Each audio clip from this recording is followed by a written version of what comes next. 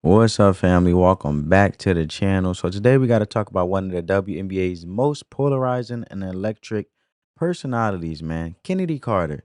Yeah, you already know the name, and if you've been paying attention to anything in women hoops, her name stays in the mix, but not just for drama, for raw, undeniable talent as well. And listen, today's convo is bigger than a rivalry. It's about what Kennedy Carter just said about Caitlin Clark, what it really means, and what it shows us about the future of the WNBA. So if you're a real fan of the game and not just the headlines, stick with me because we're going to get into it, right? So, however, the complex case when it comes to Kennedy Carter, and I'll just get a backdrop or give some context so you guys understand where I'm coming from, and I'll preface the conversation. Then we could get into the clip to actually have the conversation after I give you the backstory. So, let's just keep it real first. Kennedy Carter is not just like most players in the league. She says what she wants, she acts how she wants, and she plays with this irrational confidence we usually only see in the NBA. Think Allen Iverson, J.R. Smith, or even Russell Westbrook, right? But here's the twist. She's not even in the W right now. Why? While some people see confidence, others see attitude. If you get where I'm going with this, teams label her at risk or a liability because, let's be honest, we've seen the WNBA handle confident, outspoken black women athletes with a different level of scrutiny. That's not a theory, that's the pattern. So the crazy part is Carter is undeniably good, like all-star caliber good. And if you watched her last season, you know she was snubbed, period. There's no reason a top 10 scorer and one of the most explosive guards in the league should be sitting at home. But let's rewind for a second, right? Remember that viral clip, Kennedy Carter hip check Caitlin Clark, then hitting social media with the what does she even do but shoot threes shade? Remember that? If you recall? Yeah, well, that went everywhere. But fast forward to now, Kennedy Carter is doing interviews, and surprisingly, she's giving Caitlyn a little bit of respect, and she's actually calling her a great player. Now, for Kennedy, that's like a Hall of Fame induction. But let's unpack it, right? It's not just a compliment; it's growth. But check out the clip, family, and then we'll actually continue to talk about it and actually have the conversation. Now that I gave you guys the backstory, preface the conversation. Now let's check it out. Can you break down that situation that happened? Yeah. So in basketball a little bit, there's things called talking, what you like to call smack or whatever everybody likes to call it. Yeah. Plays before things are said, that's a part of basketball.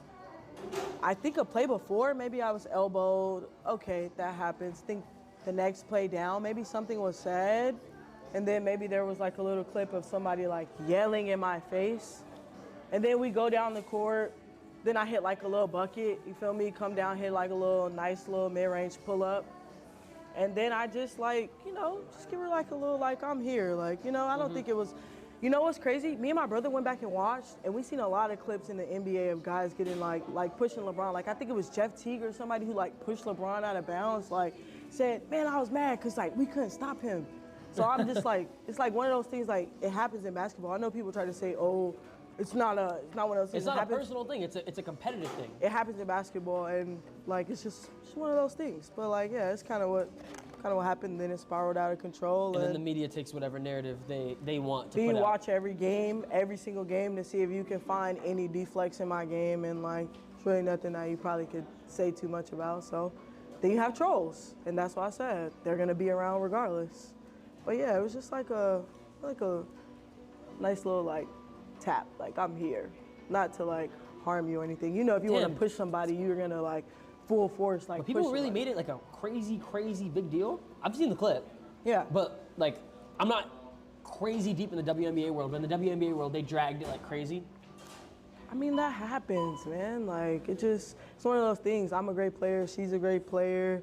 It looks a certain way. Everybody's gonna have their views on it. But my personal view is, I don't have anything against her. She's a great player, and so am I.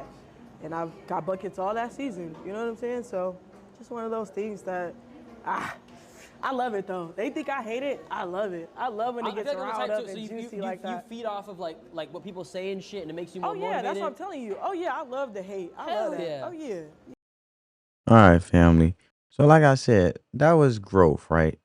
Carter basically saying like, "Look, okay, you showed me something." Talking about how Caitlin Clark, obviously Caitlin Clark was a rookie at the time last season, and she was like, "Okay, you showed me a little something." And if you know how players like her think, you'll never get props unless it's earned. And that's hoop culture, right? You don't get respect until you earn it. And Caitlin, like her or not, earned it. And she took the hits, she handled the noise, she still showed up, and that's how you earn respect, not likes. But this isn't about just Kennedy Carter and Caitlin Clark. This is a snapshot of the WNBA right now.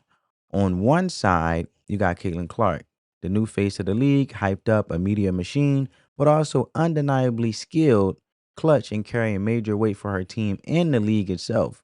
On the other, you got Kennedy Carter, fury, unpredictable, and raw with talent, but battling labels and politics that keep her out of the spotlight.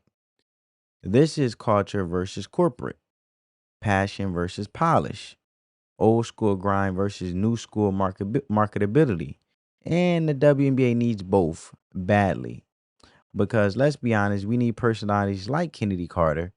We need players who bring that real edge, who'll play the villain, who won't play it safe. And we also need stars like Caitlin Clark to push the game forward, break records, and bring in fans who are watching women's basketball for the first time. So, you know what we don't need, though? This is this either or narrative. Let them both exist, and that's how you grow a league. So, let me say this. Mark my words, Kennedy Carter will be back in the WNBA. And when she comes back, somebody's season is getting saved because every year there's a team that starts off hot and hits a wall. And when you need a spark, you don't want a player who's just safe, right? You want a bucket. And Kennedy Carter is a bucket.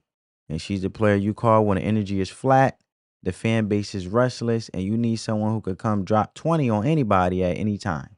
And that's who she is in itself. And she's too good to sit. That's just my opinion. So my question is, who is going to make the call? Which GM is going to put their ego aside and say, we need that fire on our squad? That's the real question. So I'm going to turn it over to you guys now, which I'm having a conversation with. And I'm always open to the possibility of being wrong. What do you think about Kennedy Carter's recent take on Caitlin Clark? Was it growth? Was it damage control? Was it real respect? Do you think the league has space for both personalities? Or are they pushing one narrative over another? And most importantly, which team will bring Kennedy Carter back? Let me know in the comments. I'll read them all and let's chop it up. And I know a lot of individuals have been saying, look, she had far than enough time, way more than enough time to respond to the situation. And now all of a sudden she want to do it to save face. But make sure you like, share, and subscribe. Like I said, let me know your thoughts down in the comments below. Turn on your post notifications so you don't miss another deep dive like this. I appreciate you for rocking with me. Until next time, spread that peace, love, and positivity. Stay real, stay sharp, stay balling. And on that note, family, peace.